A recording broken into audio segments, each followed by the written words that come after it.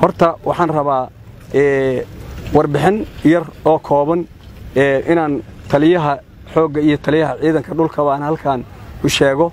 taliye halkan ciidankan muddo 3 bilood ku dhawaada ayay halkan ku jireen xilliga aad ogeedo masaajid cali guduudii eeriyooyinkaas ayaa arigan yimideen intaas ariga waa la joogay. waxaa jira ciidankan waxaa kamid ahay 13 nin oo baabuur miina la kacday oo qaar ay lugaha ka go'aan waxay kamid ahaayeen raggan meesha fadhiya. waxaa kaloo ku xiga baabuur labaad oo asaguna nuur dugle ayadoo loo socdo meeshii la dhihi jiray huuri weyne isagana miina la kacday. 3 nin oo sarkaal mijirho oo ku jiro ayaa ku dhintay. marka halganka muxuu ahaa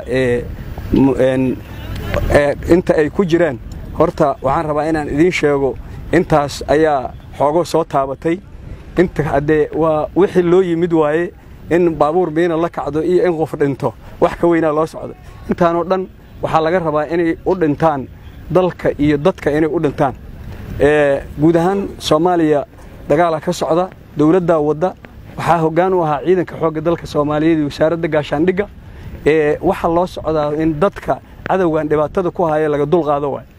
waxay ila tahay nin maanta looga sheekaynayo ma jiro.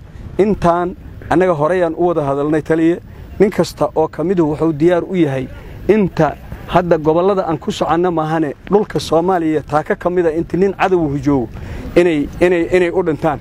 marka taasna waa warbixinta markaan soo koobo waxaan rabnaa taliye hadii Ilaahay yiraahdo nimankaasi waa dhinteen waa kala tageen hadda dhowr qaybood u kala baxantay sida hadda taliyaha ciidanka dhulku oo sheegay warbixintaas waa la wada ogyahay waa sax.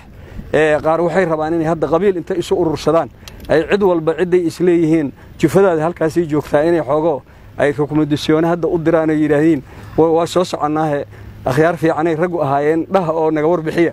marka taliya waxaan codsanaynaa in la dedejiyo howlahan muddo ariga lagu soo jiray wax fiican la qabtay.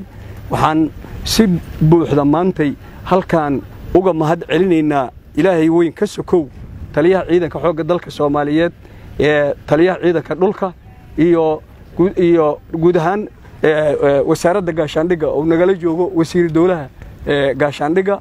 runtii waxa dalkan ay ka soo qabteen wax la halmaami kara ma waa ognahay habeen walba inay aysan guriyahoodii tagin ciidanka dhufayska ku jira ay dhufays ba habeen seexanayeen.